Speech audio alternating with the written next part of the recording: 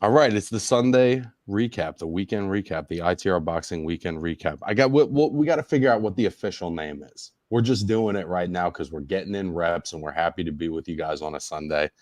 Nibs, let's just get right into it, man. Christian Mbilli gets a pretty dominant win over Sergey Derevyanchenko, wins the majority of the rounds for sure. And in some way, for at least for me, there was a lot left to be desired. What was your initial reaction to his performance? My initial reaction is Derevyanchenko cannot catch a break, bro. I mean, he fought majority of the fight one handed. You know what I mean? And if anything, he proved more than Mbilli did, right? Because let's face it, most dudes at that level, you hurt a limb like a leg or something like that, you might be able to get through the rounds. Your arm, you literally can't throw one of your punches. Somebody's usually stopping the fight at some point after that. Maybe a couple of rounds you might be able to get. The fact that he made it through the whole fight was impressive to me, especially with a killer like Mbilli, right? And you expect a guy like Mbilli, when you have a wounded duck in front of you, somebody who's literally giving you one-way action as far as what they can throw at you, you would expect him to get a guy like that out of there, and he didn't. So I think that kind of goes to your point. Sorry, I got to plug my damn computer in. I always forget. Don't judge me. I don't want to hear that shit in the comments. Um, but I kind of think that kind of goes to your point, right? Where it's like we were hoping for more. You know what I mean? Because he's a victim of his own success, because we've seen you annihilate all these really good guys, right? And then you come in and Derevyanchenko is top of the list as far as gatekeepers are concerned, right? I kind of feel it's almost disrespectful to call him that, but he is at this point. But we expect you to get that guy out of, at least have him seriously hurt at some point, and I didn't see that. But again, hats off to him. He got the win. He got it was a unanimous decision. This is going to move him up, and hopefully into better things for him. It's another one of those damn Derevyanchenko, man. Like fuck, bro. Like it's just another sad loss. And the fucked up thing is he's probably still going to get another high profile chance because we all know he was out there fighting with one arm. I think that there was things to like, and there was things to at least look at a little more critically. But the things to like, I think, for Mbilli is, for all of the great fighters we've seen Derevyanchenko in with, I don't think we've ever seen him lose this wide, right? When he loses decisions, even last year to Munguia, they're generally pretty close fights. And he's losing either where a knockdown's the difference or it's arguable, like with Danny, you can make the argument that Sergey won that fight. So I think that that's an accomplishment, a feather in the hat for Mbilli, that he was able to dominate Sergey in a way that I don't think the other greats that he's fought were able to do. But I think there's a couple of reasons for that.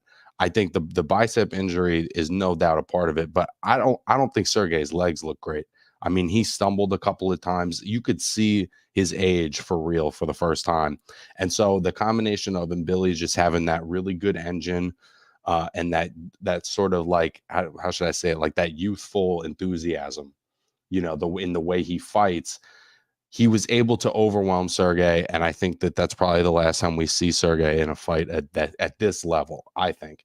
But like you said, when you have a guy that's compromised like that, that's 10 years older than you, that is clearly injured, that is clearly having a hard time with his legs, as crafty as Sergey is, that is a guy that you got to get out of there in order for me to take you seriously. And if anything, there was probably a round or two that Sergey won with one hand, just being crafty, being able to mix up how he's touching his right hand, and obviously having, an abundance of heart and balls, right? I mean, I can only think of one other guy going 12 rounds like that, and it was when Saddam Ali beat Miguel Cotto.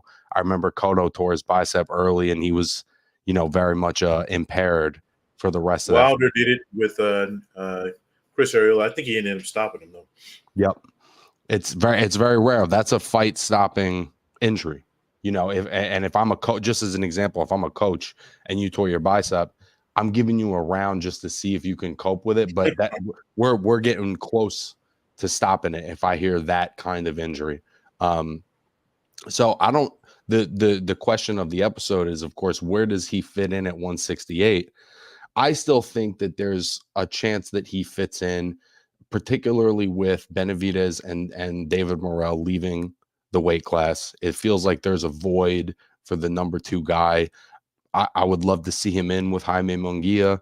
There's plenty of guys that I think he makes interesting fights for just with his physicality and his strength. But I also think that he's extremely hittable, and somebody's going to touch him. I dare say, bro, and I get what you're saying about the feet. I get what you're saying about Derevchenko's age. I dare say if he has both his hands, that's a split decision loss for Derevchenko. Like it's close if both his hands are working, bro. He might have won enough rounds to make people go, well, did Mbilli really win? You know what I'm saying?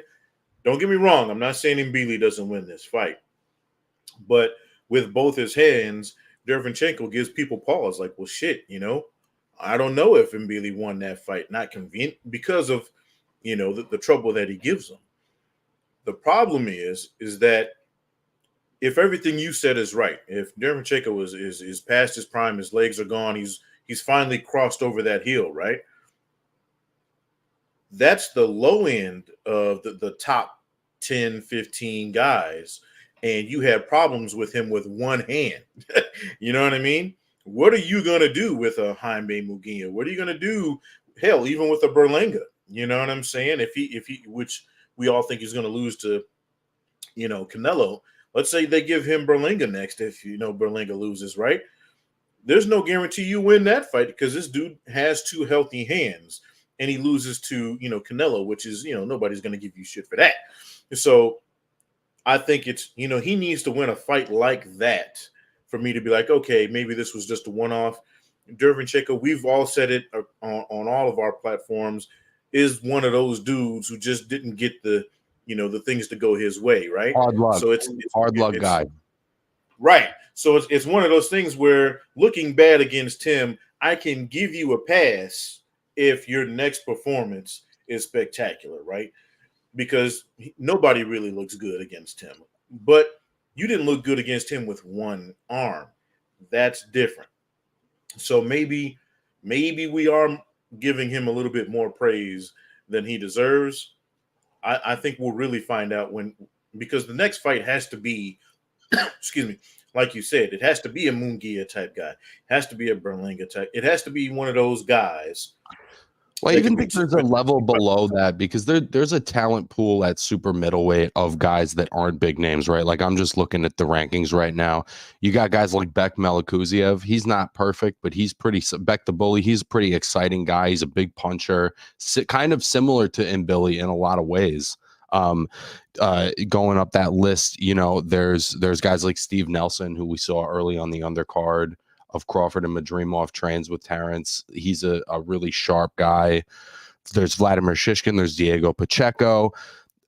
One of the fights that I would really love to see him in is Demetrius Andrade. And I think that that's the kind of fight where we could get an idea of, is that physicality, is that offensive output enough at a certain level? And I think that if it's not, Boo Boo would expose that. So I think, and we'll get into him as well. There was a guy on the undercard, Osleis Iglesias, a tremendous up and coming super middleweight. There's a lot of great fights for him, and I just hope that we get to see him in some of them as opposed to, the Canelo sweepstakes.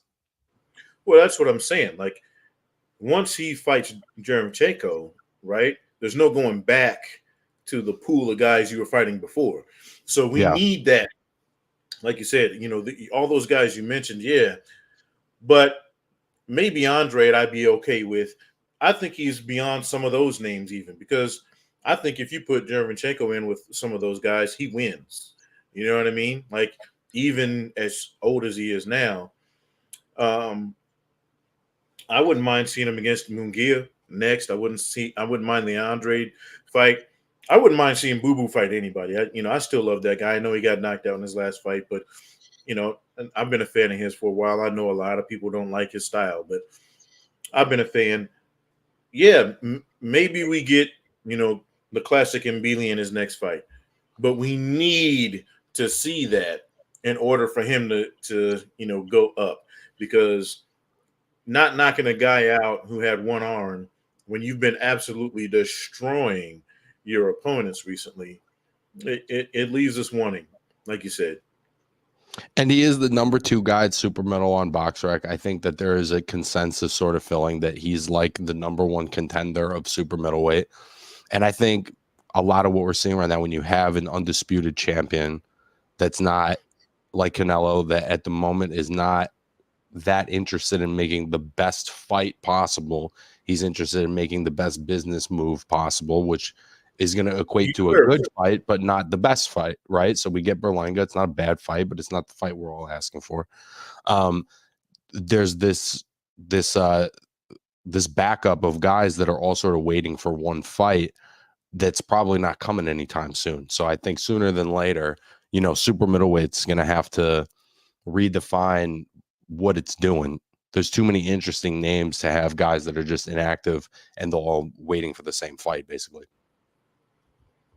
Another thing that might be interesting, because he kind of struggled at his 175 debut, would a David Morrell be interested enough, if the money was right, to come back down and fight Mbilli, for one of those millionth, interim belts that they throw around?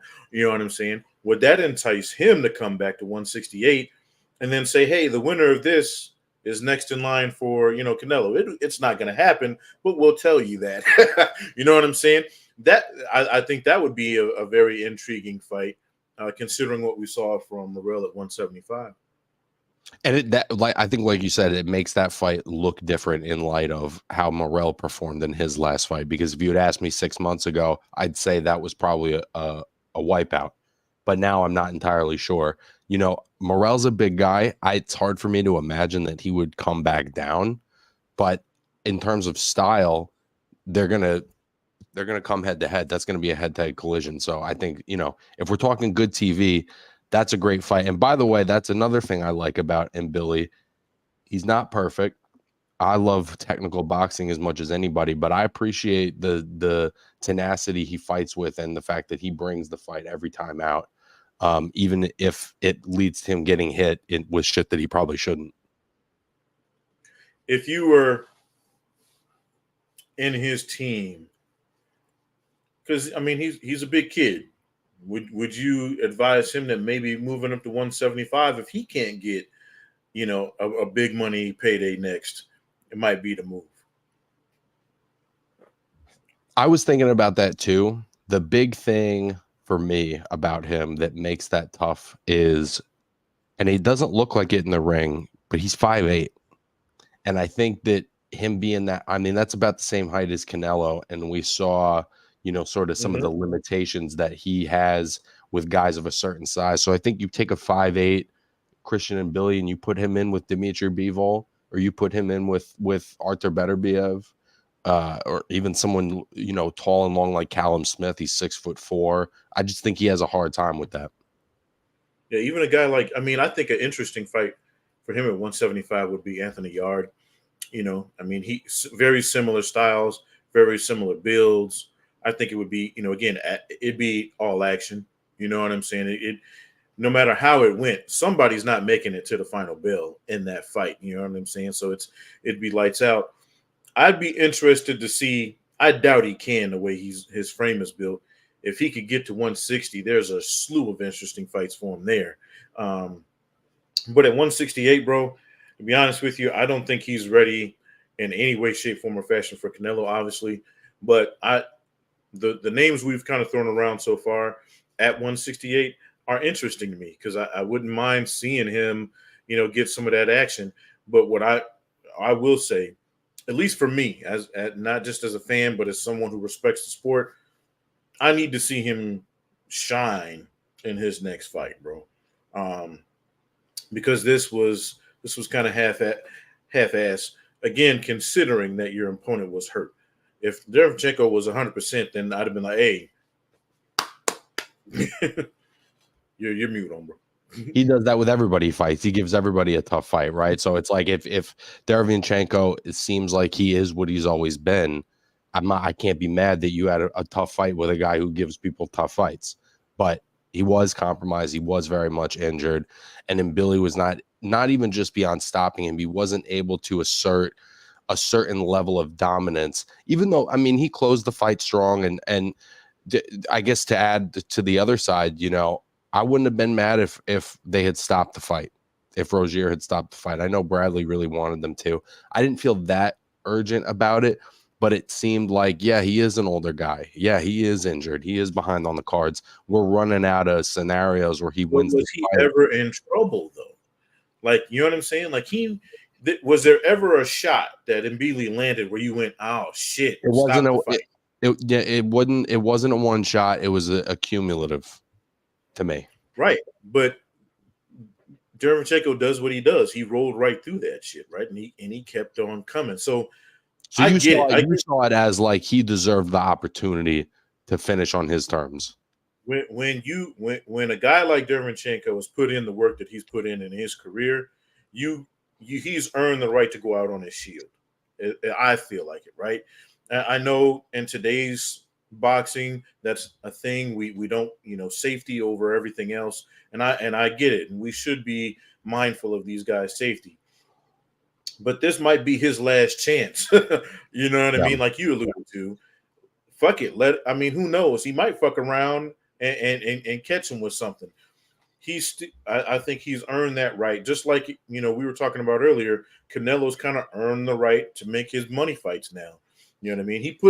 There's no questioning what he's done in his career, right? We can't say he's ducked anybody. You know what I mean? He fought Floyd Mayweather. He's not fighting John Gotti III. Right.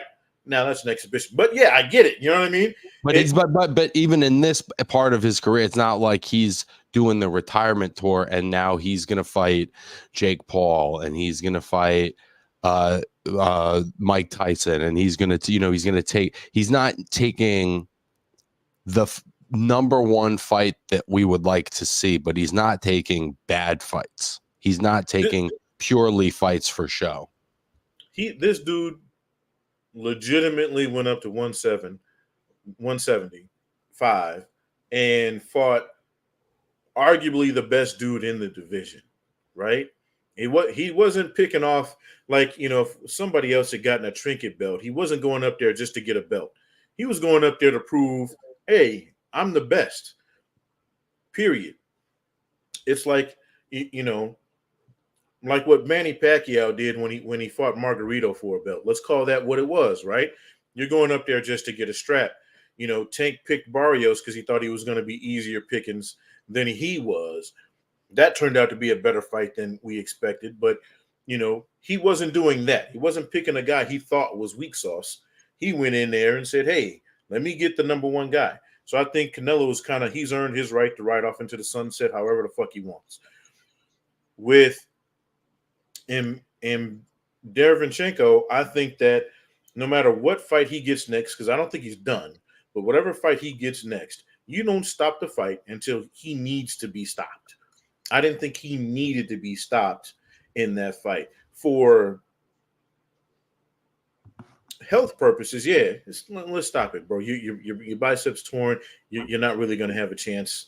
You know what I mean? This kid could really hurt you if you get caught with something. Let's go on. I get that, the corner part of it, right?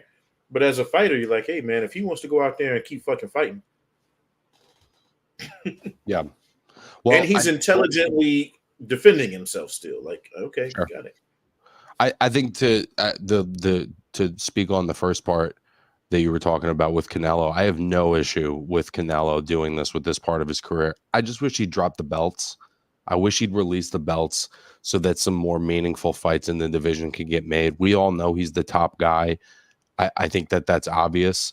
So I don't think he needs to have those belts the way he's having them in order to do that. The Guido Vianello got a pretty impressive knockout over Arslanbek Makhmudov. And I think what Guido showed is that it's something that we talk about all the time. The losses don't always matter. It's what you do with them. It's the experience you gain from them. Do you get better? Do you gain confidence or lose confidence? And after having a very close fight with Efe Ajagba, who's kind of like the sixth man off the bench of the division, right? He's really like the best contender going right now. He looked sharper and more confident and more assertive than I can remember seeing him. And he stops a guy who's kind of like the ultimate bully. He's like the dish it, can't take it guy.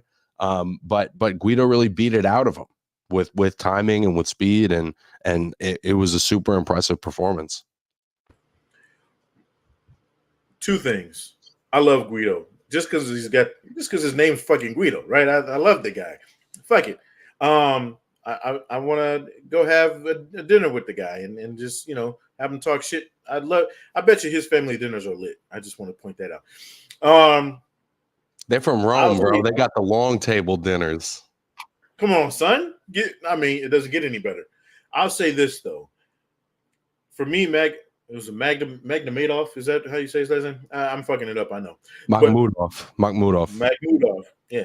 Makhmudov is a one-trick pony, bro. Let's call it what it is. He's like you said, he's a big-ass bully who, if he's able to pound on you, he can win the fight. The second you hit him back and it hurts, it's over. Like the fight is over. The thing about him that I've been surprised in the last couple of years when he lost to Kabayel, when he lost this fight, he, in spite of being a big brute, a big power puncher, big strong guy, he is a very low threshold for punishment. It seems like and that's why I say dish it, can't take it. It seems like if you're really able to handle that physicality in any meaningful way, whether that's with skill, that's what it is actually, it's if you have a certain level of skill that can combat that the way Kabayel and Guido did. He's not resourceful, and he's not as mentally strong as he would appear. You know what I mean? Bro, you know what it reminds me of? It's like a Hasim Rahman, right? Like Hasim Rahman can punch hard as fuck. He's probably one of the harder punchers of that generation, right? We all saw what he did to Lennox Lewis. But the second you hit him back, bro, it's a wrap. Like, that's kind of what Makhmudov is to me. He, with less skill, which is crazy. You know what I mean? So he's just a really big guy who can hit really hard. And yeah, in boxing, that can get you some places. But you have to be able to take what's fuck, especially in the heavyweight division, bro. It's the Joe Joyce effect, right? Joe Joyce is cool as long as he's the one doing the beating up. The second somebody starts hitting him back, he goes down like a sack of potatoes. You have to be able to take what's coming back at you, bro. And, for all the physical gifts that you have and advantages you have over these people, you have to work just as hard as being able to protect yourself and your chin.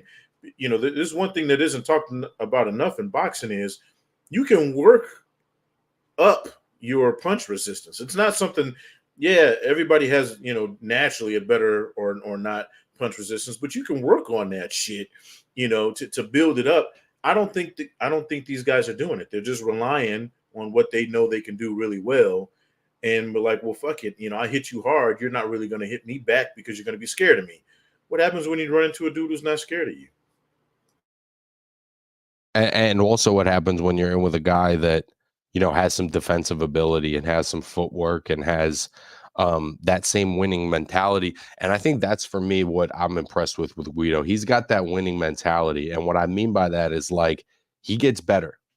When you see him the next time, he's a little better than he was the last time. Is he a perfect fighter? No, he's not a perfect fighter. But every time you see him, he's that much better. And coming off of a loss, and a close loss like that, and fighting a guy that's 25, 30 pounds heavier than you, that is a little bit taller, that beat you in the amateurs, right? There's a little bit of history between them. That's a lot of mental strength that I don't know if a lot of people understand what that takes. But you look at, I get that part. But if I was Guido, I'd have been licking my chops. You know what I mean? You look at the loss and the way he was stopped. And what is his last fight? I think he had a fight in between, and then fought Guido. But the fight he got knocked out in, it's almost the same story. You know what I'm saying? With against Guido, I'd have been licking my fucking chops like, oh, this dude just can't take it. But to give Guido his flowers, you know what I'm saying? You're right. He's one of those guys where I think he can win. Guido's one of those guys where I think he can win a belt and have like 4 or 5 losses on his record. You know what I mean? Because he's going to keep coming back. Like you said, he could take an L, come back better the next time and beat that guy. Like, you're not going to beat him 10 out of 10. You feel me? Yeah. And when you're willing to make meaningful fights, that's the thing, right? There's consequences to making meaningful fights. When you take tough 50-50 fights, you're not always going to win, right? Even if you know you're better than the guy and you just had an off night, you're not always going to win when you fight the best guys. And in the last couple of years, he's fought Johnny Rice, he's fought Efe Ajagba, he's fought Makhmudov. These are, legitimate top 15, top 20 heavyweights, and he's, been in this prospect phase for a little bit. But I just like what I'm seeing from him. I'm liking that he's getting more sharper with his offense. He's getting more assertive with how he's landing. I think that, and his ability to deal with the fact that Makhmudov is a dirty fighter, right? I don't think there's any debating that. There was a lot of elbows, there's a lot of leaning and shoving, and the ref wound up taking a point for it. So clearly it was something that, Makhmudov didn't like, that he wasn't running the show. And I thought that Guido maintained his composure. I just want to see him keep his distance a little more so he can have his shots the way he wants them. Who would you put Guido up against next if you were a matchmaker, bro? Like, if it were up to you. I mean, it's so tricky. I think an interesting fight potentially would be Frank Sanchez, because I think that Frank has something to prove after losing to Caballel. I think Caballel would be a big jump for Guido. So I don't know that he's quite at that level, but I think I think a fight with Frank would establish, which one, what position in the division he's in. Because I do think that he's potentially a top 10 guy right now, potentially. I like that. Like, I like the Frank Sanchez thing. I think Frank was a little hurt in his last loss, so I think it made him look worse than what he really is. I would like to see him against Jared Anderson, bro. You know what I mean? Because I think it's like, okay, Jared, you bit off way more than you should have been chewing. Hats off to you for doing it. But now let's give you a guy back to your size, right? Who's legit, and see what you can do with him. You know what I mean? Because I think people aren't quite ready to get off the Jared Anderson train. You know what I mean? Because there's so much money tied into his success. But I think a fight against a guy like Guido, to me, would be a crossroads fight. It's like, hey, I think if actually not. I think if Guido loses, he can still recover from that. I think Jared Anderson loses that fight to Guido, though. Hey, bro, it's all about how you lose, right? It's all about how you lose. And I think that's another question now that Jared is going to have to answer. It's what do you come back with, right? It's not just chin is soft, bro. Right. And that may be the case. So how do you develop? What's the skill that you develop to help cover that up? Or what's the change in approach? And now we've seen Guido answer those questions. We haven't seen Jared have to answer those. So I think that would be a great matchup. I would also love to see Guido in with Richard Torres. We've yet to see Richard in with a meaningful opponent, but he's I think he's about to fight Joey DeWaco, which is a step up in competition, even if I feel like Guido annihilates Richard Torres, bro. But it's worth seeing, I think. I think Richard's shown the type of aggression that could give Guido some problems. And it would be a very at the moment a career-defining win for either guy. Bro, he's a win removed from Curtis Harper. Cut it out. Look, I mean, yeah, I think Torres he's interesting because I'd like to see his level of competition increase. Don't get me wrong. I think Guido is levels above him right now, though. I think that's too far a curve. Now, could he pull it off? Possibly, because he's got the physical attributes, right? But he hasn't been given any reasonable test to this point for me to go, yeah, you can fight Guido. Guido's been in with some world-class guys. You know what I'm saying? Torres has not. Now, I'm not saying that Torres won't be a world class guy eventually, but I need to at least see one more fight with him with somebody I seriously respect as an opponent before I could say because Guido to me, like you said, is a top 10 guy. Even if he's not in your top 10 at heavyweight, he's a top 10 kind of guy, right? He could go in there and fight probably anybody in the lower half of the top 10 and give them problems, like legitimate problems, win, lose, or draw. Richard Torres gets annihilated by the top 10 at this point, right? I think yeah, it'd be interesting to see him later on, but I think maybe you know, again, we got to get him in there with somebody a little bit softer touch than Guido, but yeah, definitely much more respectable than Curtis Harper. Bro. What'd you think of Osleis Iglesias?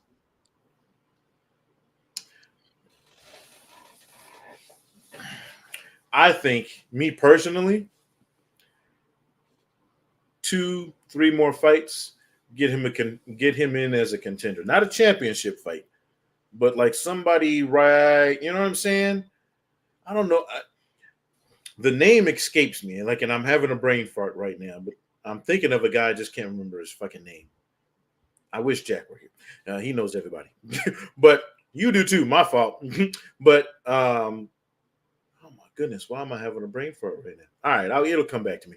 But I think he's a fight or two away from being one of those guys that we could be talking about having a strap. Just pure talent wise, bro. Well, you know the eyeballs. You see it. You see it. I definitely see it. I see the cerebralness. I see the aggression, right? It's interesting. A lot of the newer Cuban guys are much more aggressive than we've traditionally seen Cuban fighters, at least from the prior era. He's got that aggression. If anything, I think he's a little wide with some of his shots at times, even though, you know, he was able to stop Egbeko pretty quickly. Some of it was a little wide for me. That's also why I would love to see Canelo drop the belts, bro. I would love to see guys like him and some of these other guys get shots at titles to be able to start establishing themselves. But there's no doubt that Iglesias is on the right track. You can see he's already basically a finished product. You know, he's got that extensive amateur background. He's definitely a problem. And I think there's a level of cerebralness to him that even like Morrell doesn't have. You know what I mean? It's crazy because I don't want people to think we're talking shit about a Bekbo, but like because he's a respectable opponent for most contenders, bro. You're talking about 11 fights in. He's fighting a guy who was a world title challenger or some, not too long ago either. You know what I'm saying? He's a legit dude. Gets him out of there in 2 rounds. I dare say maybe even one more fight. You get him in there with somebody. I think he's ready now. I do agree with you. He's got some shit to clean up, but he's kind of like a Guido kind of guy to me, right? I think he's going to look better the next time we see him. He's not going to look worse. He's going to look better, and I think if he's one of those guys can go back and watch the tape and go, you know what, I do need to clean that up. You know what I mean? And then it'll get cleaned up, and we'll see the progression later on. So. And you're right. I think with the Cuban fighters, bro, they have that ability more than just about every other section of fighters, whether it be U.S., Russian, anybody. They can make adjustments in game better than just about everybody else, bro. You know what I mean? I hate to admit it, but we're nowhere near as close to making those in-game adjustments on a regular level as the Cuban fighters. We both love Erislandy Lara. You see him downloading information like that. You know what I'm saying? All the time. So I think this kid is great. I think if Canelo does eventually get into that, hey, you guys can have the belts shit now, I think he gets a strap quick, bro. Well, it's crazy. He's 12 fights in. He's already the number 4 guy on BoxRec, right? Because he's beaten meaningful guys. A perfect example, he knocked Marcelo Coceres out in the first round. Now, I don't know if you remember who Coceres is, but he gave Berlanga all he could handle not that fucking long ago. It was only a couple of years ago that he dropped Berlanga, and really that was a flip a coin kind of fight. And this guy's putting him out in the first round. So he's moving quickly.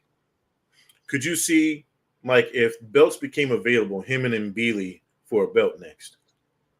I would love to see that. I would love to see that fight. I think Mbilli is probably trying to look like upward as opposed to down. But at the same But time, is he down? Like, is that right, you know what I mean? I think they're kind right. of on the same level, talent wise. He Oh, just has talent 11 wise for fights. sure. I think promotionally, uh, Iglesias is yet to like headline a card, or he's yet to be, the attraction of the night. And so if Mbilli's looking for big fights, that's not the fight he's going to pick. If you're talking about good matchups amongst the top guys, of course I want to see that fight, and I think Iglesias would win that fight. Uh, I don't think he'd have a problem at all. If we're talking about the version of Mbilli we just saw, I think Iglesias would love that version of him. Now the version of Mbilli we got 2-3 fights in a row prior to that, I don't know. He's a problem for anybody. But I do think it depends on which Mbilli shows up. I think it would be a great fight either way, though. To your point, in Iglesias' corner, right? Do you throw him in with a much bigger person or a much bigger name in hopes of getting that right away, or do you still kind of give him some baby steps going forward? Like, do you kind of try to slow the water? I think when you're a tough, tricky Cuban fighter like that, and you don't have a big name, unfortunately, you have to take risks that other fighters maybe don't have to take, because you got to get people's attention. And just unfortunately, just skills don't necessarily do that. So I think that whatever big fight that he can get, he should take as soon as possible. I just don't, unfortunately, and that's some of the bias in boxing, but I don't think that the Cuban fighters get that same treatment. They don't, because usually, or in the past, they've been known as boring fighters. You know Yeah, what I mean? The Rigondeaux of the yeah, world. it's like a stigma, you know. Yeah, and I mean, some of it has been earned. A lot of it hasn't been. Um, I just think these guys are hella fucking skillful. Like, if you think about it, like, they're technicians of the game. So for boxing fans like me, I love it. Like, I loved Rigondeaux. You know what I'm saying? Even before he was daring to be great, going up and fighting Loma and all that shit. I thought that was the dumbest shit I had ever seen. I was like, what are you doing, bro? Like, what was that? 3 weight classes just to prove a point? Stop it, But again, to your point, he's having to do that because people don't want skills. They want knockouts. They want big name fights, right? Casual fans to get the bigger dollars. So I think you're right. I think Iglesias is going to have to do that. That's why I'm saying I think his next fight should be an Mbilli type guy, or if he won't take it, the next available biggest name you can get. I say you jump in 10 toes, because I think he can win it.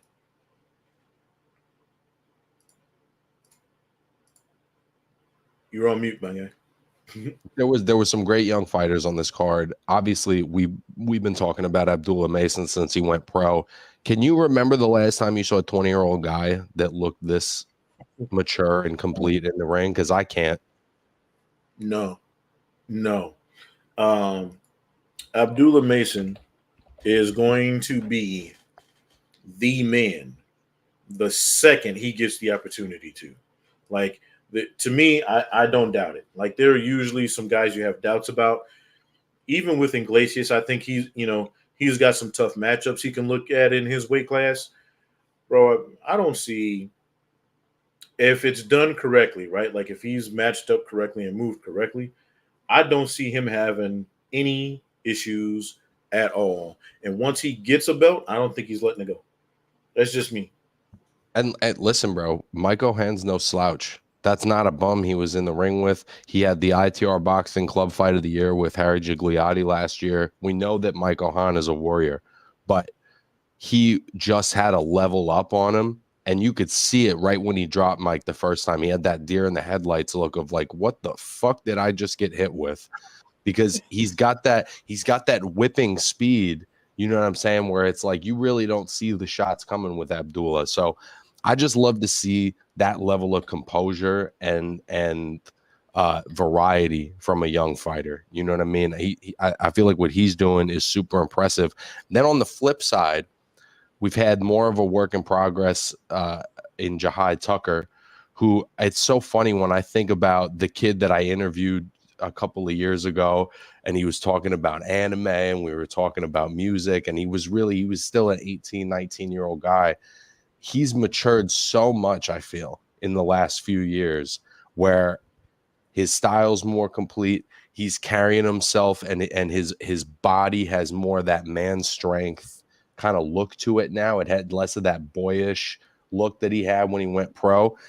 I'm loving what I'm seeing from Jahai, and Jahai's taken such challenging fights in this early part of his career.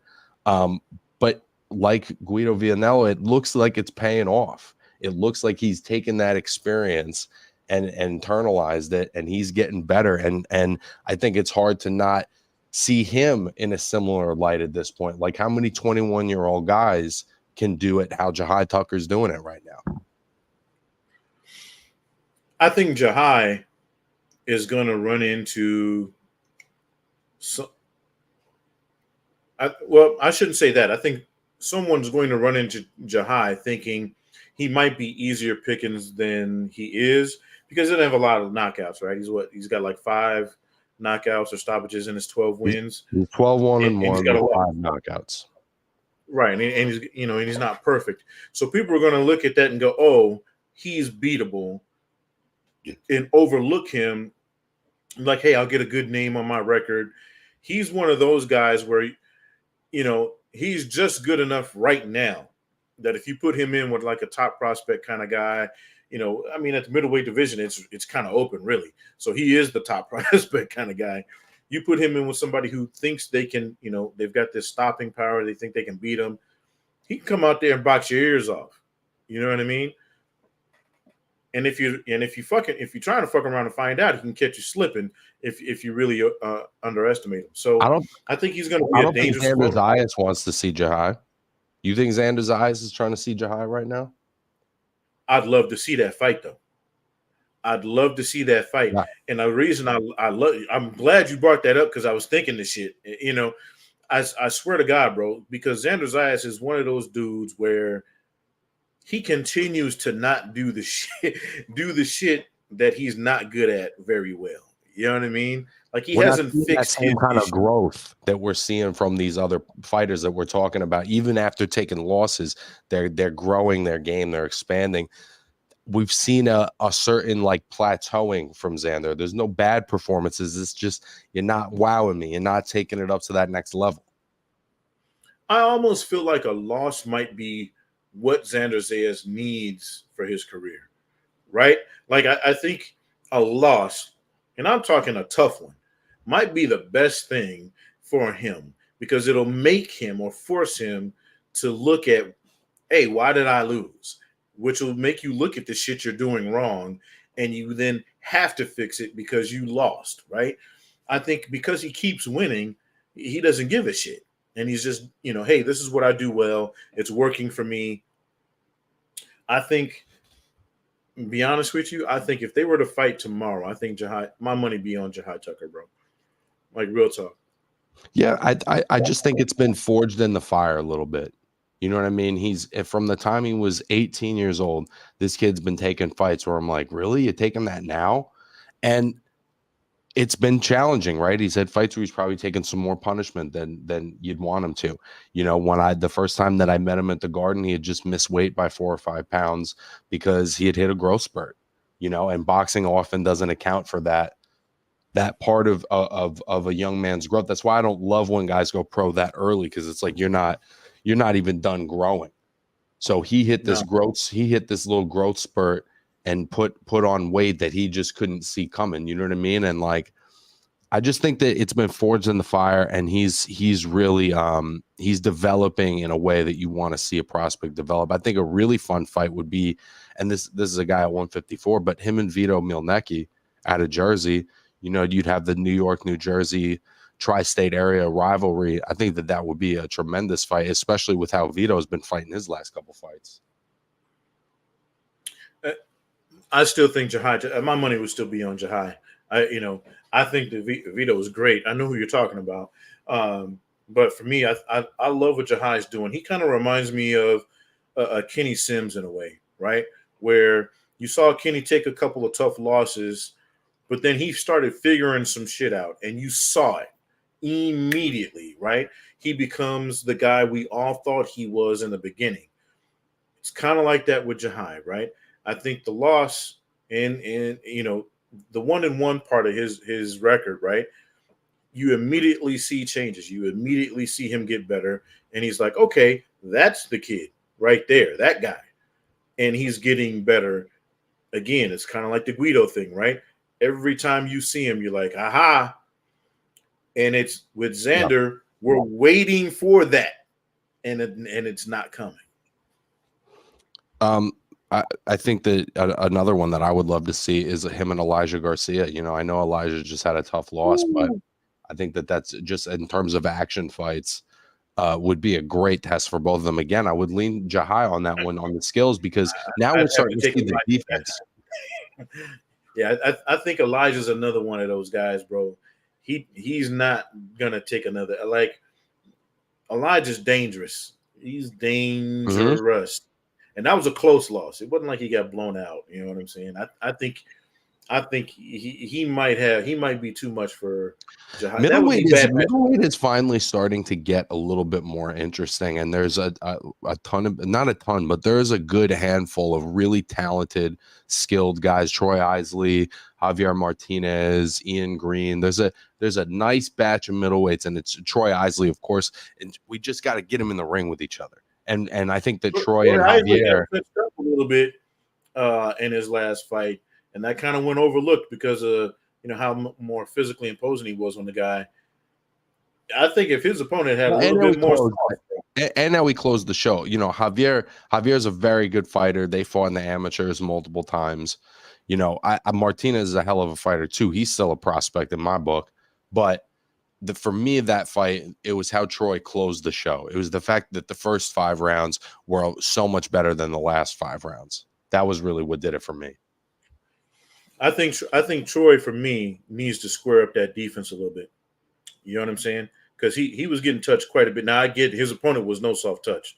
People who look at the fight and go, oh, well, that guy was he's legit. You know what I'm saying? He was just in there with Troy fucking Isley. There's a reason he's the transformer. So I think if he shores up that defense, though, man, he is, it's dangerous. You're right. There's a dangerous group of young guys coming up. Sean James included, by the way, just to throw him in there.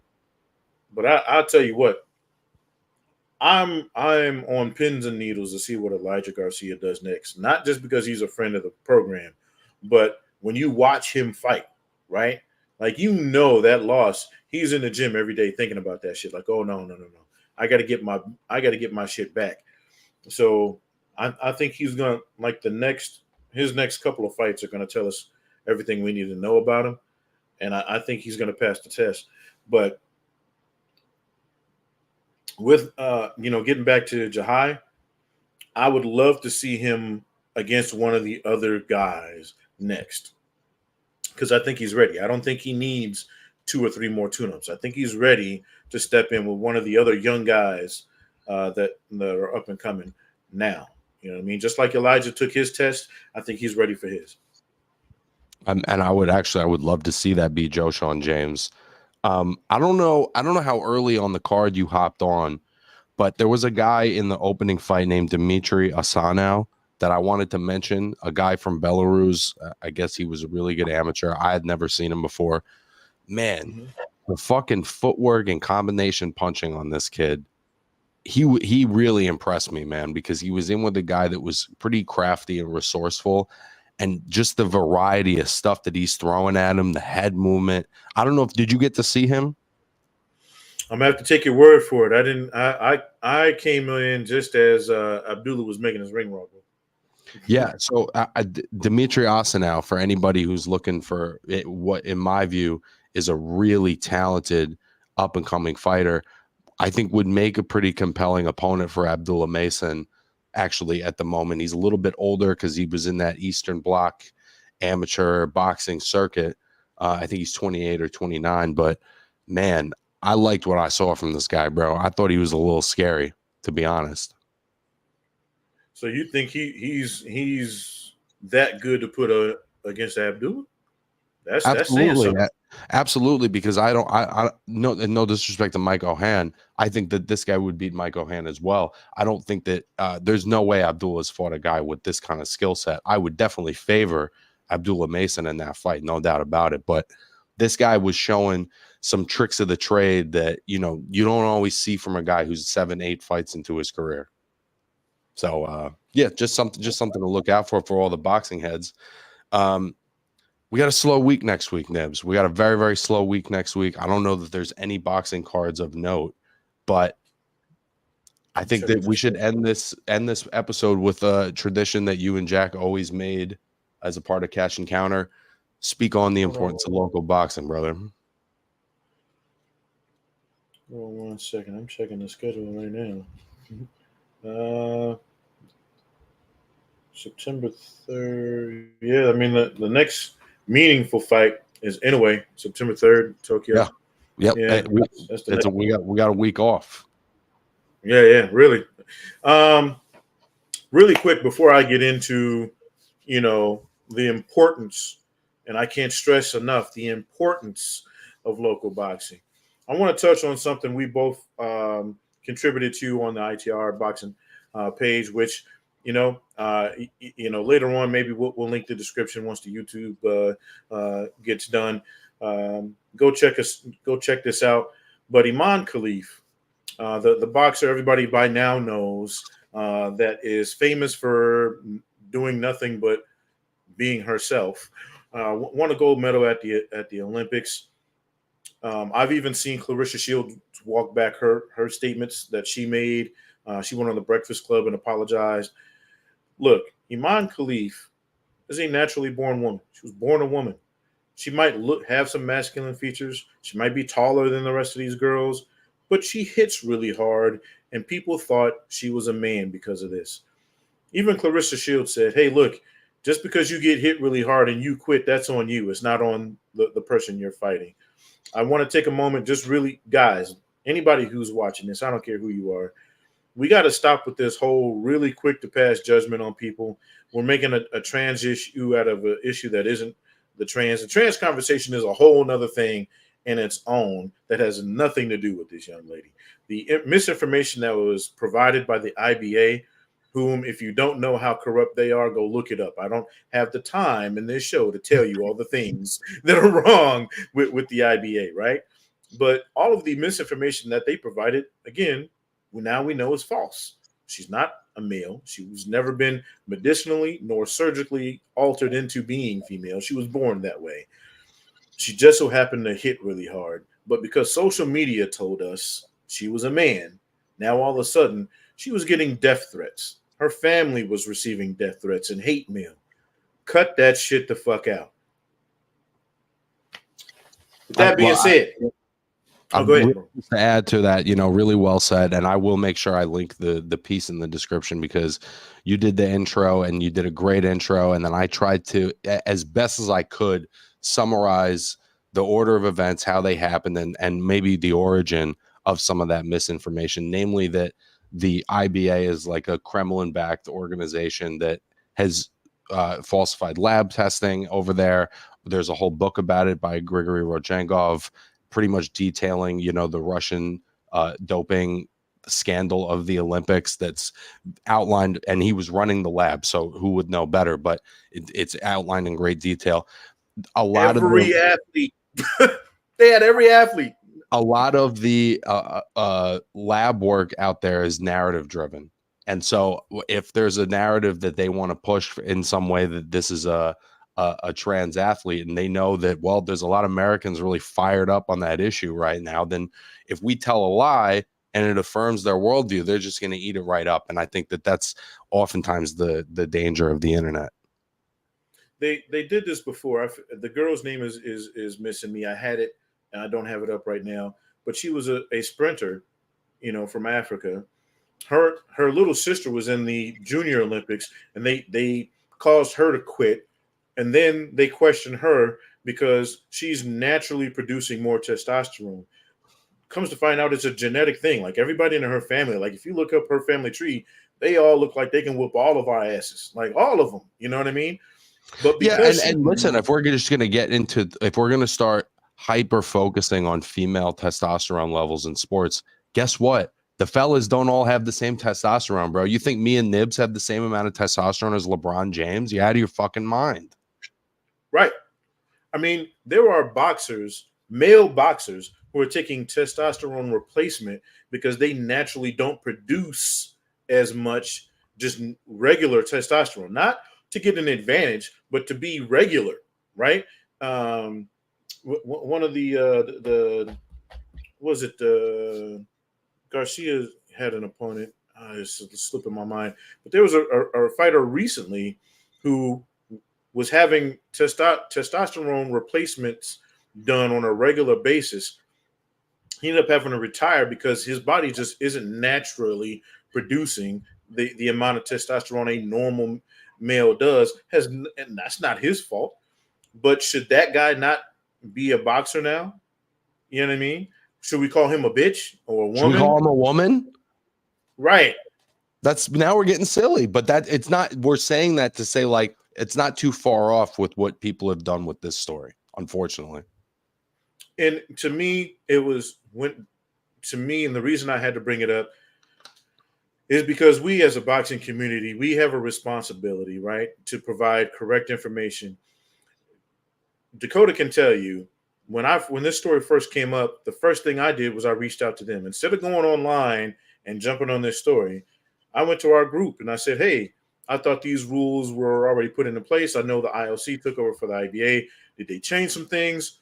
I was confirming before I decided to say anything publicly about this story, right? As we all should. But as we all know, we live in the fast food world. We live in the social media world. Everything is quick response. But when it becomes to the point where a person completely innocent of any wrongdoing is getting death threats over doing nothing but being herself and winning a gold medal, we all need to look in the mirror and take accountability, because there's no reason for anybody threatening this woman over something somebody else thinks. Cut it out, guys.